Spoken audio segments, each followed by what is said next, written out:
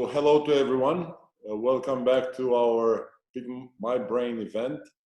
It's such a pleasure to see you, and maybe in the next times you come just a little earlier so we can open the cameras and talk a little bit. We miss you. We miss that. So we want to also be with that after the event, or missing those times where we can drink a glass of wine. Or two. Yeah. Well, like usually, let's start by thanking our partners, and a big thank you goes to all our partners. You are more than that. You are our friends. You are our family. So thank you all for sticking with us in times like this. And like usual, let's get out of this together. Also, and please remember how much we love you when we're about to discuss renewal. Okay, please remember that. You have your hour, okay, of speech. Also, we launched a little time ago a little contest with our partners from NEF, where you were supposed to send us what you cooked today and what you cooked during these times. But for every picture of your cooking, NEF is giving away a tapas set. Okay, so it's not just for winner. It's not the tasty one, which would take out mine, but it's for everyone that sends a picture. So we have Slatko was the first picture with this pumpkin soup. I don't know about that. Looks okay.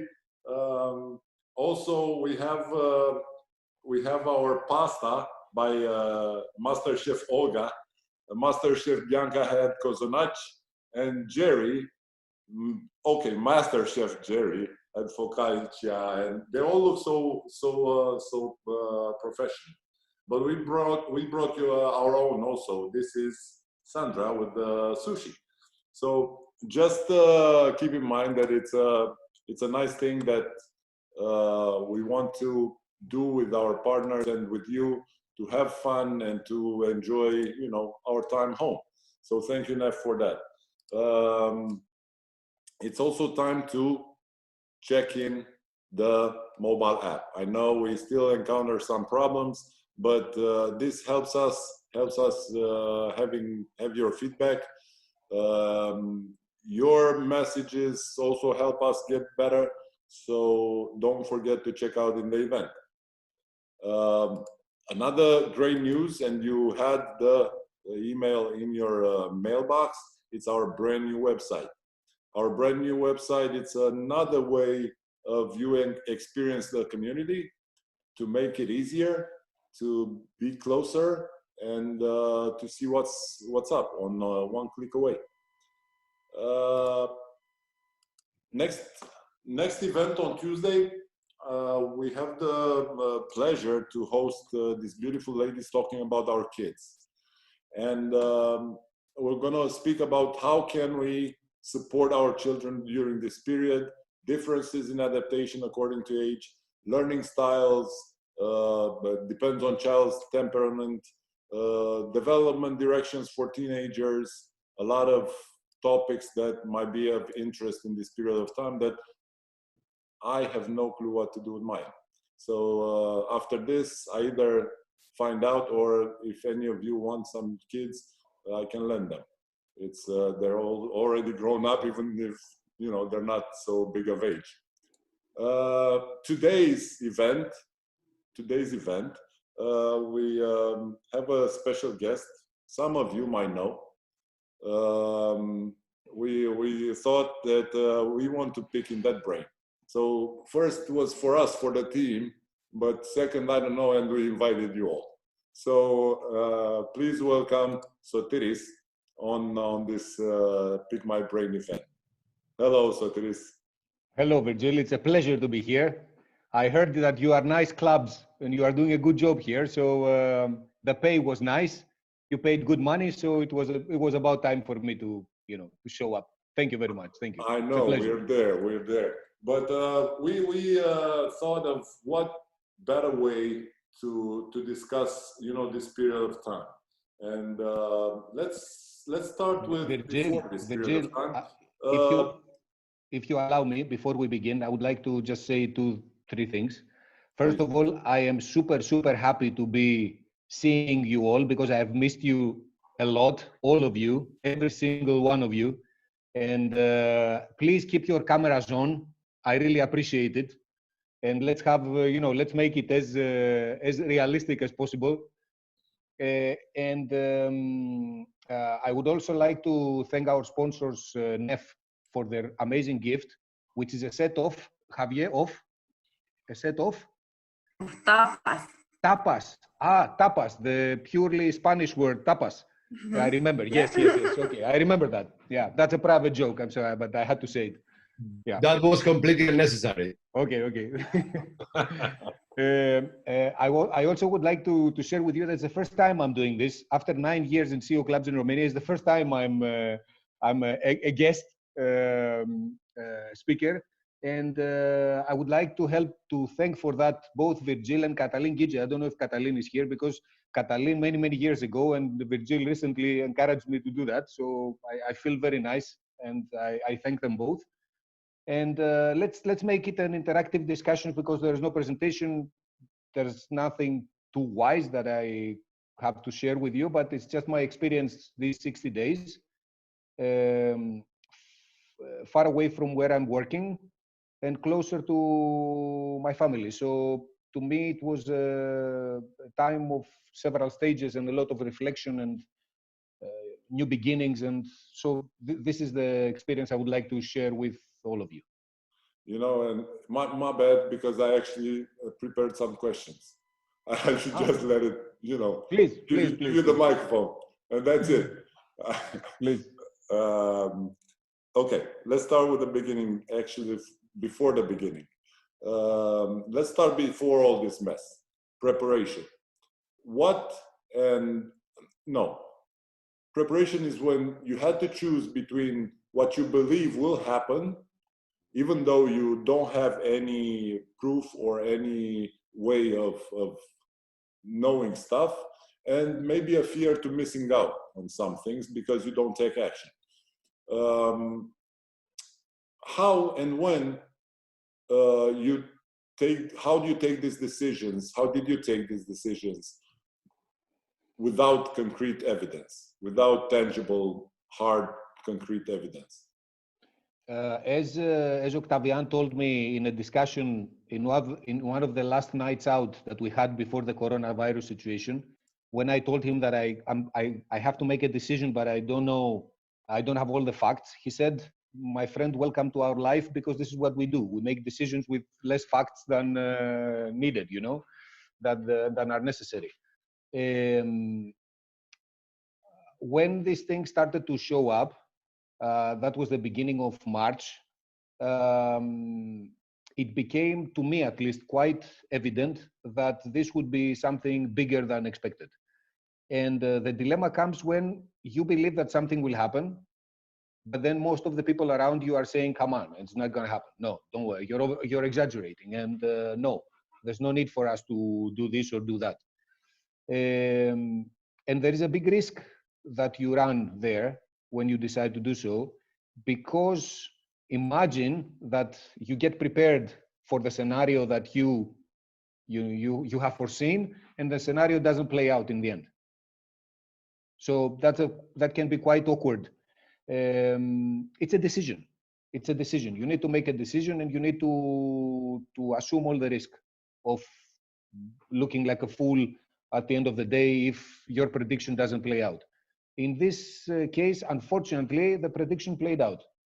And that's why we ended up organizing our first event on the 11th of March, which was super fast. In fact, it was, it was in zero time.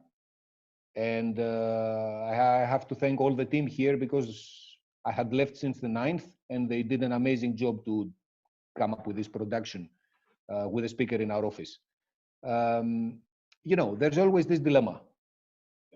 Sometimes when after the end of the story you become a hero because you did the right thing, people don't know what was the big question mark that existed up there And there is a very thin line between hero and fool, you know, sometimes. So I would say, you know, it was just a call. It was one of these calls that we all make every day. And of course, sorry, and of course it wasn't a personal call because, you know, we talked about it a lot. We involved everybody in this decision. We heard everybody. So it wasn't my personal call. I just, you know, my view was, let's go for it. You know, I'll take this opportunity also to talk to the members. Please put your full name so, you know, we say hi and people will know what's up. Also, it's a good time for you to get the revenge on Sotiris because he was always on that, you know, question part, and now he's on the speaker part. So any time in during this hour, just shoot. You know, I'm not gonna be upset with any of you just coming up and say a question. Bring it on, bring it on. I no know, problem. bring it on. Where did you look for help in all this? Who was there to support you? Talking about decisions. One of the first things I did, even before leaving Bucharest, was to call a few people whose foresight and logic and clear thinking I admire. I didn't call all of them because, thank God, there are many, but I called some of them, and they were available enough to, you know, to give me their views on what could that be. Because back then, I remind you, nobody had a clear picture of what is that. There was speculation. In my opinion, the right network is always very important. It's amazingly important because this, in times like these, this is where solid advice is more important than ever. So keeping the right people around us is key, and will save us a lot of time, a lot of money, a lot of energy, a lot of many things. So I reached out to as many people as I could, and I'm really glad that everybody picked up the phone. And I remind you again, in a time that things were kind of crazy, to me that was a very, very valuable contribution. Very valuable. And people, you know, it also comes with a reputation, and please don't misunderstand me. I'm not trying to play cocky here. The older I grow, the more I realize what reputation means. And what we're all working for, our name, our reputation, is the top pin number for any door in this life. And it opens more doors than expected. And it makes people around us take the extra mile for us. And if you think about it, we make the extra mile for such people of our network. So I was really glad to see that all these years, you know, that I built trust with people who really honored me with their trust. And in difficult times is when that shows. In the easy times, we're all kings, and everybody's successful, and everybody's a super leader, and everybody's a super manager, and everybody makes money, and everybody's okay. You know, when the going gets tough, this is when the tough must get going. Yeah, you talked about moving fast. You talked about leaders and decisions. And did you consider any risk when moving so fast? Of course. I mean, the risk is that, as I said, the risk is that you bet on something and your bet never pays. And then suddenly you are ending up with something that looks completely irrelevant. The good thing that was on our side in this situation was that everything was, and still, of course, now more than ever, has been going towards technology. So the worst thing that could happen would be for us to switch our meetings to online and just offer one more option to our members, to all of you. So the risk was not that big. However, you know, there's always some things to consider, and that may go wrong. In this case, I want to say thank God, but I shouldn't, because no, I don't thank God for that. Our bet paid, and unfortunately, what we foresaw happening really happened. But you know, there are no certainties. That one thing I learned, no, I reconfirmed after these 2 months, is that there are no certainties in life at all. I mean, think about it. How many things have happened in the last 10, 15 years that we would never think they would happen? They could happen. Like, to me, there were up before coronavirus, there were two such moments. One was the internet, and the second was the 9/11. I think that these two incidents changed completely the way we live, the way we exist, the way we see something as possible or impossible. And after all that, there comes COVID-19, and suddenly the whole globe stays home for a month. Seriously now? I mean, you know, think about it, because we're thinking about tomorrow. And sorry, now I'm getting out of your question, but how can you actually plan, and how can you actually imagine, or I mean, anything is possible. So in this uncertainty, uncertain lines, and yeah, I mean, okay, you may make a wrong call, c'est la vie. Okay, the right calls. And what about this period when it started? How did you adjust in the beginning? How do you went to Greece, and next day of work? How was it? I came back on a Thursday, or on a Wednesday, sorry, on a Wednesday. And Friday schools, were closed. So it was official that something was really bad. Something bad was really happening. So on Monday, it was our first day at work. If you remember, I'm referring to talking to the team here. So I think we spent 1 week. The team left. The team left. Okay, good. We spent 1 week just discussing of what the hell happened. 1 week, we couldn't realize what happened. We didn't know what to assume. We didn't know what to think. We didn't know what to believe. We didn't know anything, like anything, zero, nothing. And then the second week, I think, if I remember correctly, all of us completely lost. We managed to set up some kind of a recurrent meeting, which was at 11 o'clock first time, where we tried to come back to work somehow, and set up an action plan, and what's next, and what should we do. And I think only after 2 weeks, it was when the shock was over, kind of, and then we got back to work. And we moved our meeting to 9, and then we put some structure to it, and then there was a course, there was a strategy, and we started moving things. I think all in all, it took us like a month. And personally, it took me like a month to adjust to this new situation.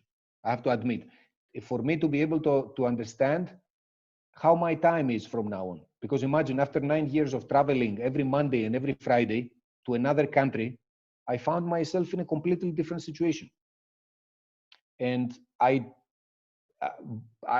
would like to remind you, most of us were complaining that we were working more, and we are working more than we used to work before.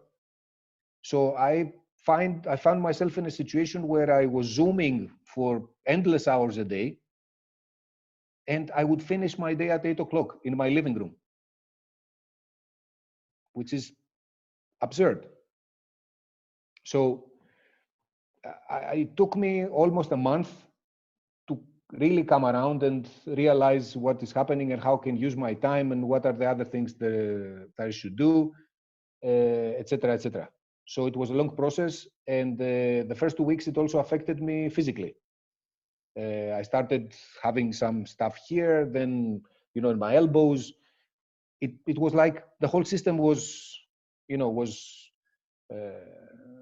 don't know, reacting to that. It was very, very uncomfortable, I have to admit. Very uncomfortable. If I can make a comment, it was so uncomfortable that my daughter miss you because she remembers you here and tell me where is Sotiris. Hello. Yeah, so it was a long month. One of the things that really kept me, one of the things that really kept me going is that I started contacting you guys. We've talked with many of you on the phone just to see how you are and what's up and this and that. And this is what really got me back on track and helped me to keep my, my connection with everything that's happening around the club and the clubs. And how did you accept this new you? I like to say that I'm pretty realistic as a person. So positively realistic. And I believe in embracing whatever happens to us. And it is what it is. It's not something that somebody made a mistake or, it's a situation that you cannot actually blame somebody unless you are Trump and you're blaming the Chinese, which is not necessarily that crazy, but that's a discussion for another event. Yeah, okay. I got used to it, and in my 48th year of age, I have come to realize that there are some things that we control, and there are some other things, many other things that we cannot control, and it's quite in vain trying to control the things we cannot. So, in my opinion, as one of my favorite lines goes from Ellen Barkin in a movie called The Sea of Love with Al Pacino. It's an old movie. She said at some point, you know what you know and you go with it. And that's it. It is what it is. I also believe that out of anything, no matter how bad it is, if we choose to see it that way, a good thing or many good things will come out. Definitely in an uncomfortable way, but sometimes victories, and Virgil knows that being a champion so many times, the value of victory lies on the difficulty of the fight, of the match.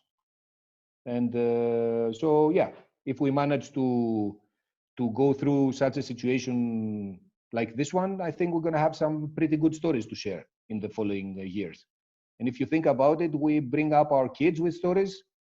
We entertain ourselves with these stories. We pump our, confidence, self-confidence with these stories. And this is what life is at the end of the day. So, again, as uncomfortable as it is, I'm embracing it, and we look forward.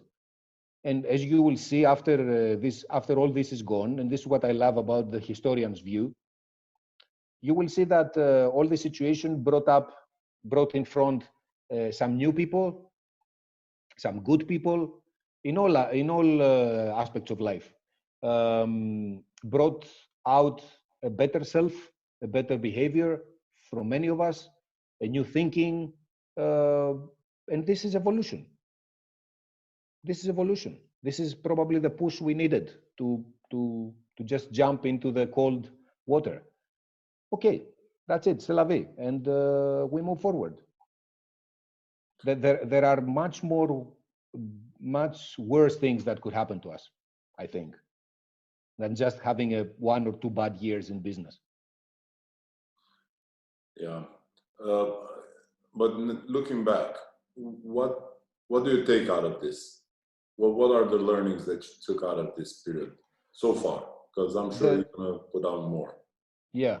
There are a few learnings that I take out of it.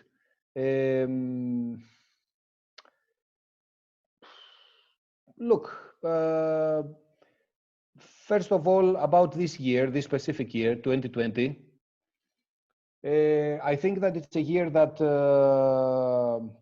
when I was playing football and we had a game and we were the underdogs, the coach was saying, let's go in and let's try to leave the first half with 0-0. If we can do that, then in the second half, we may have a counter attack or two, and maybe we score a goal and we steal the match. That's how I feel right now. I feel that if we manage to draw in halftime, that will be, no casualties is a win.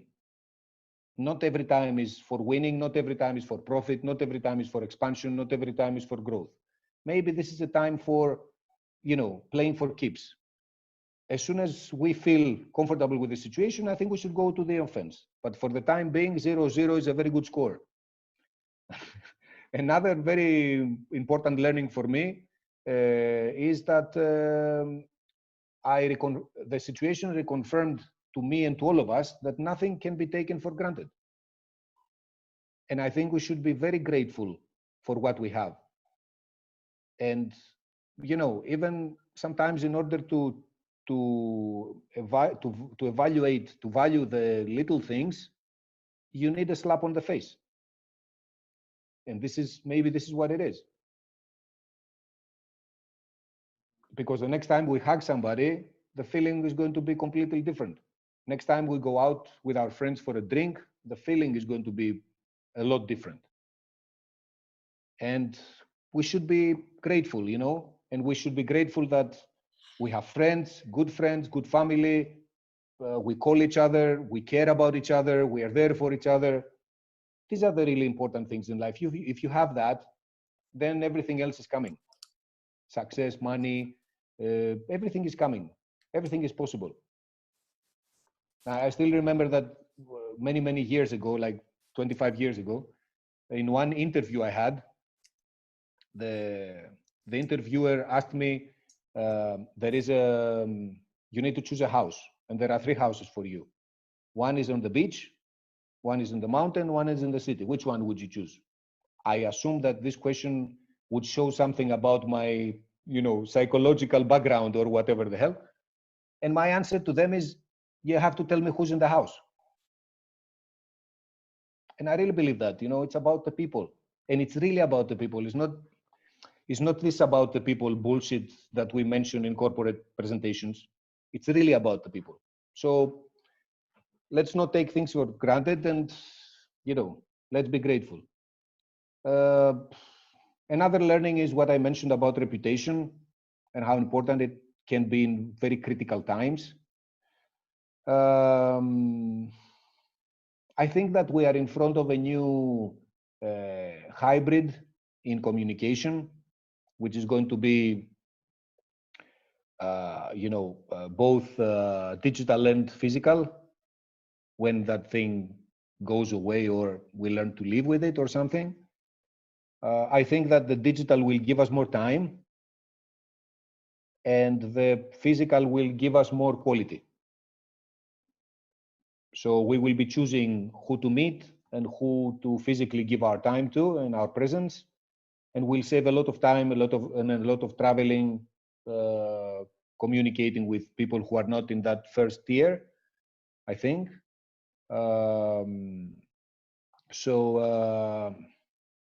What else? Learning.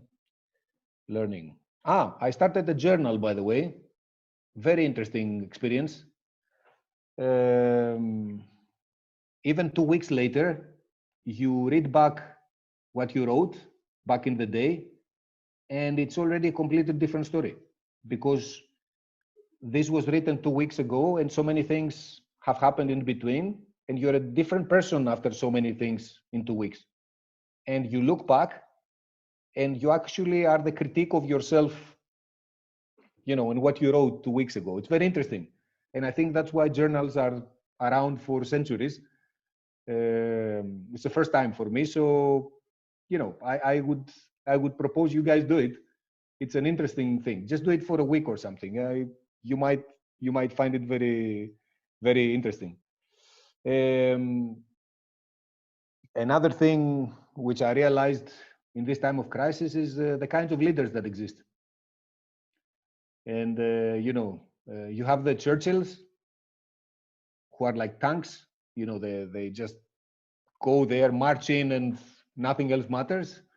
And you also have the Mandelas, which are the silent, cool types. And, my experience is that I'm not sure that in times of trouble, these two can actually work together that good. I don't know.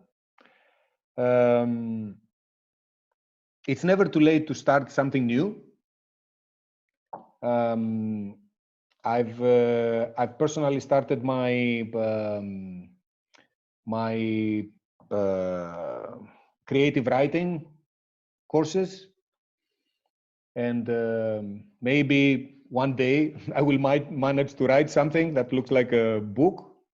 It's something I always wanted to do, and it takes me out of this routine, the everyday routine. It's very easy, by the way. Mashable.com or Udemy.com, or there are so many courses, but so many courses out there for free or costing, I don't know, $11 or something, which is nothing. And they are full 6 hours of class. They give you assignments. It's very interesting, very, very interesting. So my advice is, it's never too late to start something that you always maybe wanted to do. Preparation is another thing. You remember we had that forum about how to create a crisis-proof organization. Economy. Yeah. We didn't mention crisis. Yeah, as if we knew. And everybody back then talked about preparation. Yeah, preparation is very, very important. Very, very important in life, and comes with maturity, and can actually give you the edge you need in difficult times. Another funny thing that I realized in this period is that, and I heard from others, from many of you, is that now that two people in a couple started working at home, they finally realized what is the job the other one is doing. People were not, it wasn't actually clear what the other person was doing, Now, it became clearer. Advice, big time advice, stay off chocolate in times of crisis. I consumed the largest, I don't know how many kilos of chocolate I ate the first month. Really, I've lost count. Thank God you can only see that part of me from the camera, but stay off that. And I would say that last but not least, something that I've repeated many times in the past, drama sucks. Really. I mean, even if something that we Greeks invented, the less drama in life, in our lives, the better it is. It's crazy what's happening with drama. It's like a drug. It's like everybody's on it in no time. And the problem with drama is that it provides the perfect excuse about everything. And wherever there is excuse, there's no evolution. And all this exaggeration and all this craziness, and if you think about it, if you refine it and take the drama out, you will see that it's not even half of what is out there. But we have that thing as human beings with drama. We identify with drama so much because maybe it makes us feel part of the situation, or maybe it makes us feel that we have a more important role in what's happening, or I don't really know. But drama sucks, really. So my advice is try to think we should all try to think as clear as possible, and just you know, just there's no greater truth than the obvious one. You know, And sometimes with drama, we blur our own vision. Please, somebody. Sorry for intervening, Andrea. Hi, Andrea. So, you know what is my explanation related to the drama? We as a species, we are not, let's say, we are more inclined to survive. Therefore, our whole resources are focused on this one. We are not supposed to, let's say, to try to be happy, but to survive. Therefore, to be happy, you need to, let's say, be happy or to achieve this state of spirit, you need to put an extra effort. That's why we are more inclined to the drama. Okay, could be, yeah. But my advice is stay off it. The drama is like nostalgia, you know. Nostalgia is a huge trap. It's so sweet and it's so nice to go back to it, and but doesn't work. So these are my learnings. I think there were too many, maybe. Yeah, we're gonna sum up. We're gonna put them on our library for the ones that wanna go back to their journal day. If you would have to take one thing that you miss, one, what would it be? I honestly cannot single out one thing. There are so many things I miss. I miss the friends. I miss the office. I miss you guys. I miss going to the game, to a football game. I miss going to Bouzoukia. I miss so many things. I would be lying if I could single out one. The other day, Sandra went to the office to pick up something, and I asked her to call me on WhatsApp video just for me to see a bit the area, you know, our office, and I missed many things. But it's okay. I'm waiting. You know, I'm patient. I'm patient because now some other things are more important than my nostalgia, and that is the health of all of us. So yeah. But there are so many things, man, really. And hugging, I miss a lot, really. I would have put that one first. Yeah. I thought you were gonna say that. We talked about it yesterday. It's crazy. It's seeing somebody that you really miss and you really like, and you're just, you know, what are we in the Bronx? What? This is like a new kind of, yeah. Okay. Again, we will survive, and we'll go back there one day, sooner than expected, I hope. So, if I may ask, please. I mean, you explained clearly the 60 peculiar days before. If you had to plan and to do the first three priorities of the 60 days after this that we are surviving now, what you will do in terms of traveling? You know, I am Greek and I am based in Romania, and I would like to go in Greece for holidays. Akman, you are lucky. So what do you do? I mean, your top three things that you do after this lockdown and craziness, and, you know, the dust settles down. I'll ask you, I need to ask you a question before answering that. So the question is the virus out, or it's still somewhere there and there are, I can do things, but half of things, you know? So what is it going to be? We are Greek, and let's put the drama out, and let's imagine a way that the virus is out. Okay, if the virus is out, then I want to go to a game, Olympiacos, you know, I want to go to a good game, derby, playoffs. We win 4-0, and then we go to Bouzoukia. This is a very nice night for me, in my mind. Okay, then go to Remos at 1 o'clock in the morning. And then come to Bucharest. Definitely, because I've left so many things there that it's... So yeah, this would be two things that I would like to do. But, you know, another thing I experienced, by the way, is although I'm an occasional smoker, The first month I didn't smoke one cigarette. And the second month I've smoked very little for the simple reason that, you know, this is for me, this is pleasure. If I cannot do it with a drink somewhere with friends, I don't want to do it. That's why I asked you if it's the whole pleasure or half the pleasure, you know, or a drink. I'm here alone and okay, yeah, we have a drink with my wife from time to time. It's okay. But it's different when you are out and then you enjoy it more. You see what I'm saying? So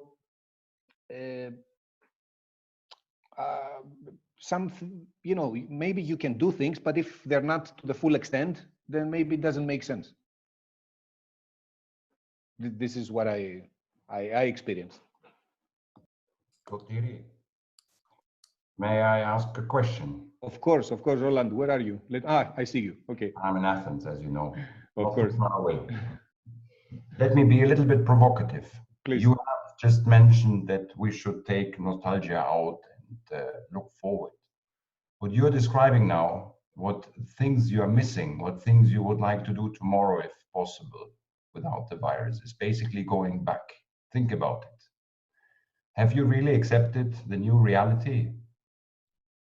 I think, Roland, that the new reality is not as we think it will be, because there is an extent of exaggeration in what even me, I believe the new reality is.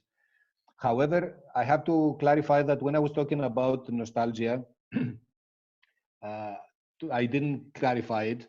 To me, nostalgia, I get nostalgic usually when I listen to music. And usually I'm nostalgic about my student years, about, you know, things that happened many, many years ago. And that's why I talked about a sweet trap, because these years are gone. They're not coming back. That's it. We are different. We move on. In life, I think everything is needed, but some things can be really traps that keep us behind. I don't know whether I will like completely what will be the case tomorrow, but it's up to us to fix that reality. You know, we're not puppets on the hands of anybody to be dictated how to live and how to communicate. Okay, we will make our own calls. We'll take our own responsibilities for our choices, and we will move on. How tomorrow is, what you know, I know. I don't know anything more.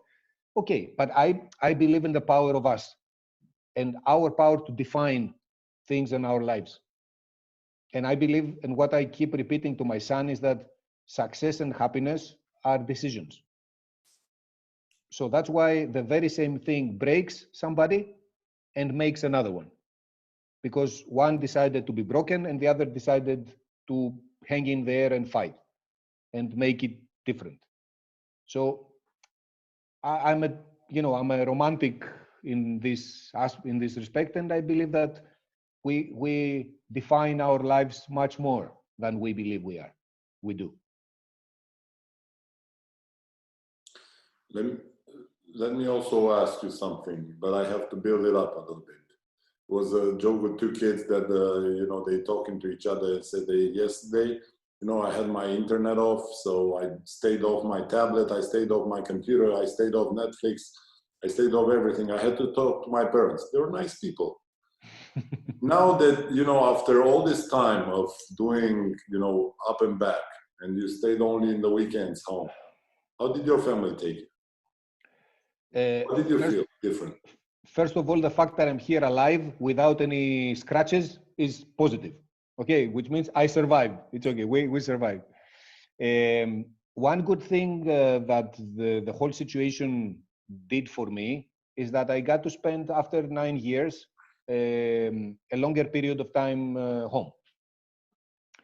I have to admit that it wasn't that bad for me. Okay, so starting with home cooked food every day and other really simple pleasures, I have to admit that there are things I have missed.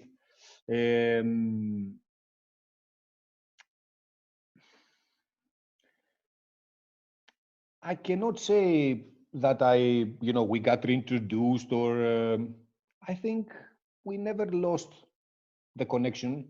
So we didn't feel like we had to reconnect. This is how we both experienced it. We both work a lot, and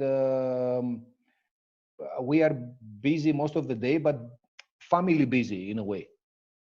You know, so we at some point we ended up working on the same table, dining table.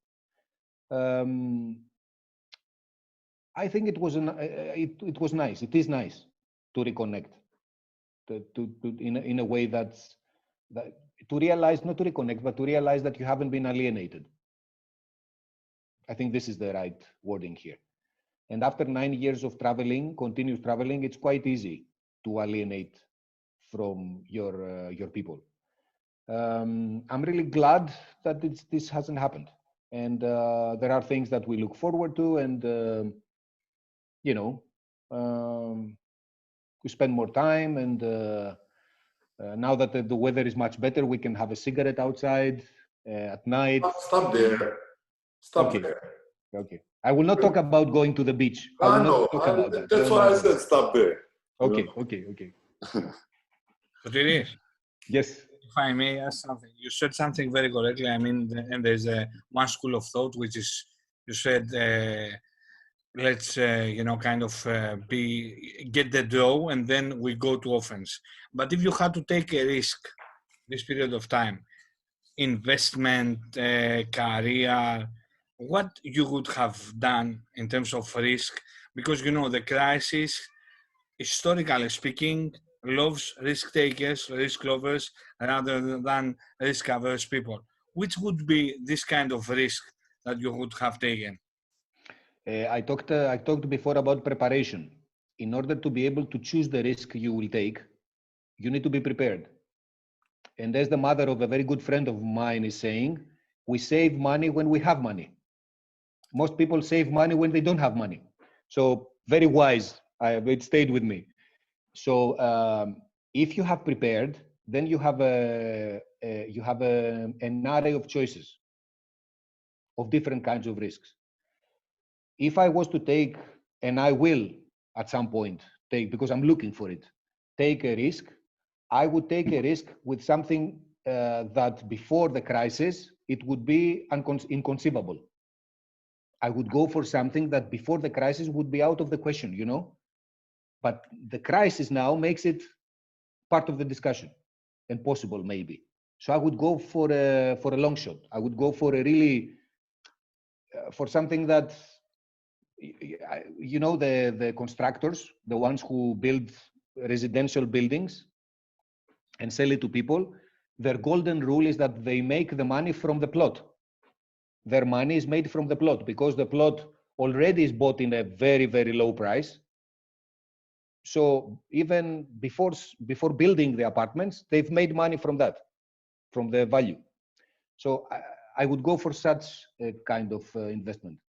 And we are actively looking for, you know, to invest and to expand in with the clubs, maybe with other services, maybe with other, I don't know. There are many discussions, but we're actively looking for that because I think it's a golden opportunity for good people like all of us. And I'm referring to all 74 of us listening now and the rest of the members of both clubs.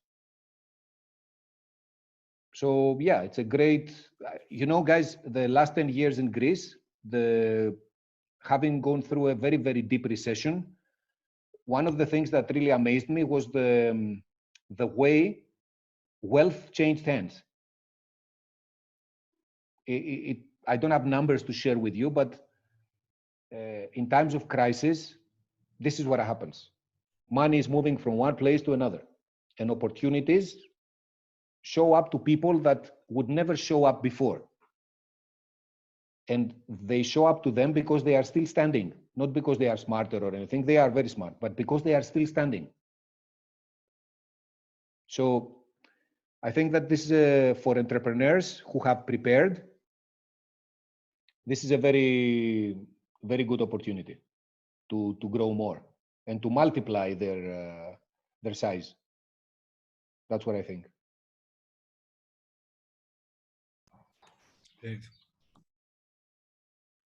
Thank you for that. Any other questions from the audience? Shall I do a question to Virgil? Okay. Virgil, we have now a Netflix. I am not a Netflix fan. I'm reading, but we will have now a Netflix film which is called, The Last Last Dance. Dance. Yeah. So, do you recommend us to see it? To watch it? What are the main learnings from a basketball player? What are the leadership, kind of insights that we can get to apply to our jobs? Sorry for asking, Virgil, but I am really curious. I don't know if I should start on that because tomorrow I still have something to do. The Last Dance it's a movie of my time, and a lot of the generations that don't know that type of thing. The basketball on that, I don't know, art, and this guy MJ is just amazing. It's that level. So yes, if it doesn't even matter if you like sports or if you like basketball. People in this audience right here in this meeting, they're all competitive. So you all guys gonna love this movie. It's a TV show, so watch it when you have time. And there are 10 episodes coming in I think there are 2 more to come. From me as a basketball player, I have many things that I always go back to, and some of them are this uncertainty. Thing that me as a basketball player and me as an athlete, that the athletes around can probably relate to that. Uncertainty was part of life. I don't know. Today I'm okay. Tomorrow I am injured. Today I'm okay. Tomorrow I'm not in the game. Maybe I don't click with the coach. Maybe I don't have a team yet. Maybe I was not called for the national team. That didn't happen to me. I'm just saying that there's people that might. No, but it's a lot of uncertainty. What I learned out of that from my uncertainty is that when you touch the ground running. And that's important because you just have, like Sotiris said, you have to prepare. So I've been sitting on the bench in some occasions, but that didn't matter. I had to practice every day on the maximum level. For when I step on the court, it's me there, and I have no excuses. If I have one shot, it's one shot, and I have to be ready to take. So, being an athlete, it's something like that. So if there is one more episode for you to watch? No. You watch them all? No, I have two unwatched. Can you please watch them so I can make my comment? Because for 2 days I'm trying to discuss with him about Last Dance, but he hasn't watched the 2 last episodes. Okay. I have to prepare the questions for today. Okay. Just start rambling. Okay. So But one for the Netflix, Sorry. Please repeat, Aline. I didn't hear you. Virgil was working. It was not having any time for Netflix. Definitely not. True. Definitely not. But you see, guys, for those of you who have watched it, I'm not making a spoiler here because it's about the life of Michael Jordan, who's presumably the best basketball player of all times. One of the things that is really important and it helps people, normal people who are not into sports and being always on top kind of mentality, and it makes it very clear, is the fact that Michael Jordan was a person who was going for the rings. He was going for the kill, for the win. He wasn't going to make friends for making friends necessarily. He didn't care if he didn't make friends. So what I'm trying to say here is that the people who do extraordinary things are extraordinary animals, and they behave in an extraordinary way. And sometimes mortals like me cannot actually get that because we judge them with our mortal mentality, but they're not. They're not. That's why this guy is 1 out of 7.5 billion people. I mean, let me also share a little thing. I talked 2 days ago with this girl, 22 years old, Sabrina Ionescu. She's a basketball player from the States, Romanian origins, and we interviewed her with on Telecom Sports. It's going to be on live, some whatever. It's going to be on TV. This girl, she's the GOAT, the greatest of all time in college basketball. And she has like unbelievable numbers. 22 years old, the level of maturity of this girl was just amazing. Like she was talking flat about, you know, high performance, but like it's something regular. That's why I wanted to be like Sotiris said. It was some people like that, you know, is just something different in their mindset and in their head. Like Jordan was on his retirement, he was crying, but not because he was retiring, because he realized that nothing else is going to give him that level of competitivity. Nothing is going to give him that drive anymore. You know, it's something different in there. I have a question on this, sorry. There was one period of Jordan that he quit it and then he came back. So this time of period, he was not in the top peak of performance. Many of us as leaders, as managers, we will have this after COVID, you know, kind of transition that we were not in the best performance. What you as a basketball player and Sotiris as a big leader can recommend us in order, you know, to restart and become again in the top as we have been before?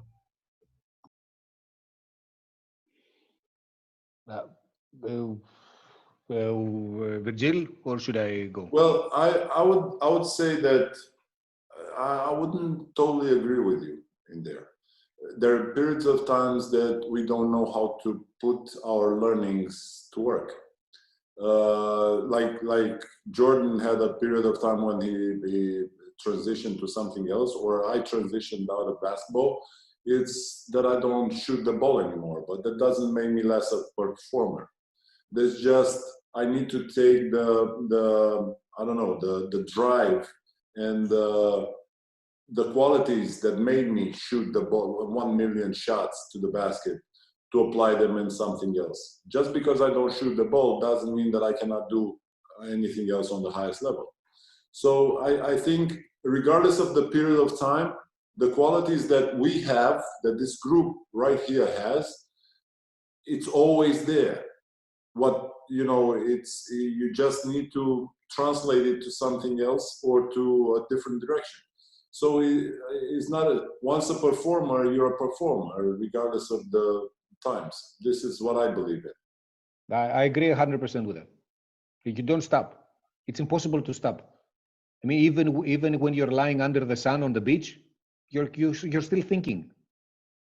You never stop thinking about what drives you. You never stop thinking about your goals. You don't. Maybe sometimes even when you're sleeping, you're dreaming about something you want a lot. I agree with Virgil on that. Hello, everyone. As Jordan said, it's not about betting. I don't have a problem with betting. I have an issue with competition. So his drug is competition. And as we said, from time to time, he gets some good stuff from the others in order to motivate himself better. Yeah. I think that one of the things that this whole situation brought to all of us is the opportunity to start again a new race from the same line. And, you know, no matter if we were left behind or some of us were ahead or some of us were injured or I don't know what, now there is a restart. We get the chance to have a rematch. And guys, the opportunity to get reintroduced in life and start over again is unique. Really, we don't have too many opportunities like this in our lives. So I don't know if it sounds to you like an over-optimistic approach of the situation. That's not why I'm pointing it out. For me, that's a life mentality. That's part of my life mentality. Let's make the best out of it. It's a golden opportunity, and it depends on how much we want what we say we want, because sometimes we look inside and we realize that what we say we want is what other people want us to want, and not what we really want. Sorry if I sounded complicated a bit, but I'm sure that you got what I said. Times like these are good times for looking inside. And as long as we find and we realize and we accept what we really want in this life, then there's nothing to stop us, really. There's nothing. And take it from somebody who is also, all of you know, started from zero in your country. There's nothing, really. You have the audience, you have the network, you have the friends, you have the knowledge, you have the maturity, you have the openness of mind. What else? What do we miss? Just tell me, what do we miss? Nothing. I think the only thing we miss is to be grateful, that we forget to be grateful from time to time. Because there is COVID, there is restrictions, but I can tell you another 100 things which are there. And this is family, and this is health, and this is friends, and this is the sun, and this is this what we're doing right now. There are so many things. Stick to the good times, as Tony Soprano once famously said. And that's all we need. If you think about it, that's all we need for life. Thank you, Sotiris. That was it? I know your 15 minutes are up. Jesus. No, I was thanking you for what you said, but if there are any other questions, gladly taken. If not, I would like to thank you and to assure everybody that we're gonna put all these takeouts of yours in the library. I think that journals, preparation, this community is also. I was resonating with what you said, because this talking to people out of this community is what got us through, and the advisory boards and all the talks that we had. It's we share, what's happening in these days. So I would like to thank you all for that, and thank you, Sotiris, for today. I know, after 9 years, you've been on this side of the microphone. It's I'm going to ask you in a few years. How was the first time when you took, the microphone? Look. My feedback is very positive. I really enjoyed it. So I'm open to offers. You just propose. I'm open. Next one is taken. Okay. Yeah. Okay. Next one is taken with the subject of kids. So we'll wait for you joining on Tuesday.